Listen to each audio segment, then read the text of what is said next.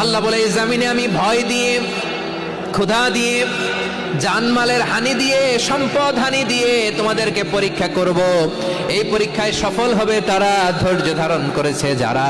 ইন্নাল্লাহা মা'আস সাবিরিন, ধৈর্য ধারণকারীদের সাথে আল্লাহ আছে রাডায়।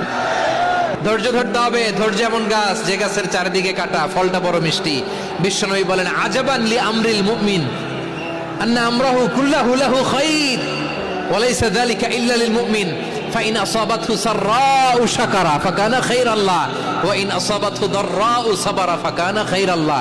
বিশ্বনবী বলেন এই যে ঈমানদারদের ব্যাপারটাই আলাদা, ব্যাপারটাই আলাদা।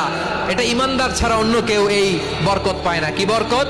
ফাইন আসাবাতহু সাররাউ শাকারা। ঈমানদাররা ভালো অবস্থায় থাকলে শুকরিয়া করে, এটা তার জন্য ভালো। শুকরিয়া করলে সওয়াব আছে না নাই?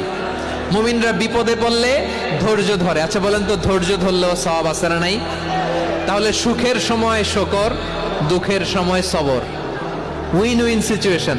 আমাদের সারা জীবনই এই দুই আমল আছে না নাই? হয় আমরা শুকর গুজার হই, নয় সবর করি। সুখের দিনে আমরা শুকর গুজার হই, বিপদের দিনে সবর ইখতিয়ার করি। তাহলে হয় শুকর নয় সবর। যখনই থাকি, যে অবস্থায় থাকি, আমাদের সওয়াব আছে না নাই?